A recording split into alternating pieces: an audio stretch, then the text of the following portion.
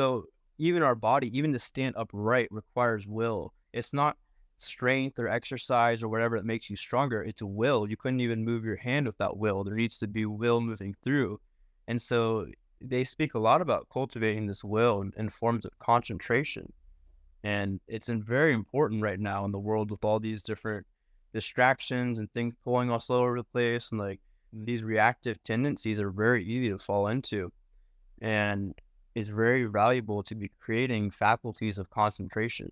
And whether we're aware of it or not, we're always cultivating qualities. And, I've been observing this within my own life. It's like sometimes there's like cycles that come through and things that are hard for us to let go of. And at least observing my own life, that's because there were still lessons to be learned. So maybe on some level you learned some aspects of it, but you needed to see the deeper aspect of like, at least for me, like in different situations, like I'll use one example of, it's very easy to use like caffeine and like organic tobacco and different, um, you know, just carbohydrate snacks, right? When you're busy, you're just needing like a boost of energy. It's very easy to do that. Yeah. And observing that was actually coming from, for me at least, like a reactive place and not really observing the quality I was cultivating. And so in that case, like for me to step out of that, I had to see that like what quality am I cultivating? And I was cultivating quality of like reactivity and also desire. Okay, I fulfill desire, I fulfill desire. And so that's a Oh, very wow. weak place to be, but that was a quality that I was cultivating. And that's not a good or a bad thing. The question is that the quality you want to be cultivating? Exactly. That was like kind of the deeper lesson to it. And so all of life is qualities. And so people say, oh, I'm not good at this, or I don't have the willpower, all these different things. It's all habits, it's all willpower. You create it by doing it, you create it by investing in that quality.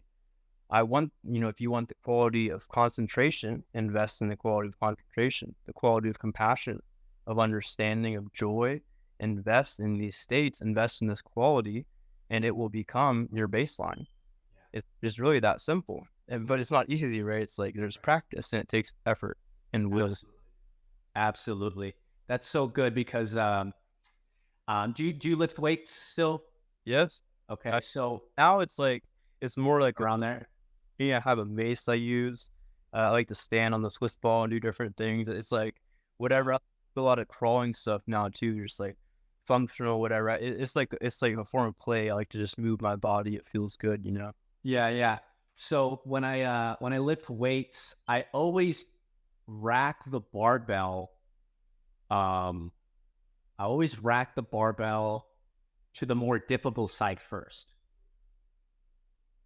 Like let's say I have a deadlift bar this way horizontally. I go to the far end of it first, and then I'll do the easy side, the one that's closer to the weight stack. And in my head, it's always like I do hard things first, and then I do easy things. I do hard things first, and then I do easy things. I do hard things first, and then I do easy things. And then I'm just always feeding that loop for myself personally because I want to feed that in my own life. Like I get important things done first that are harder, whatnot, and then I go have fun. I do the harder things first that are important, and then I go have fun.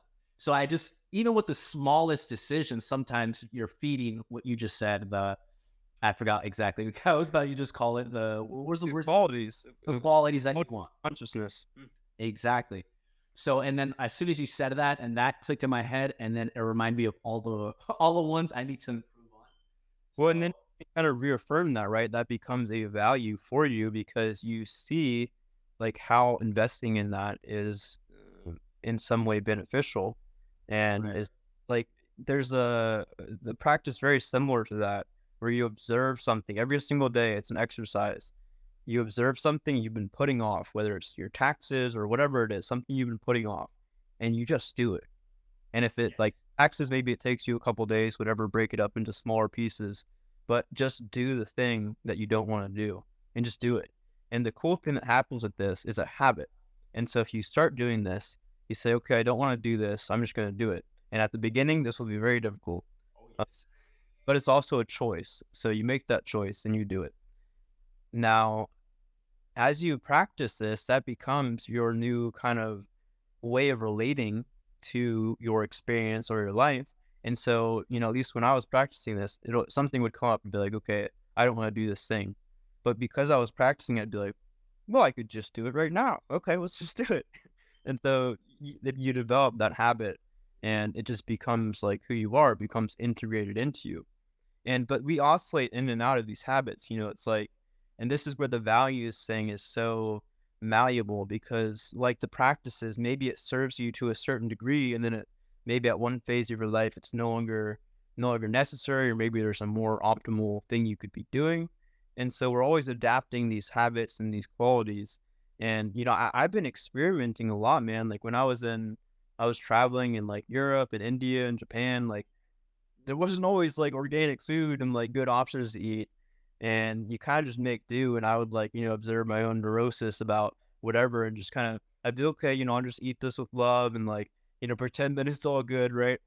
And to a degree, I experiment. I gave this a wholehearted, like, okay, let's just see what happens. And what I noticed is, yes, you can transmute anything with love. Yet, there was still a relative stress load on my body and certain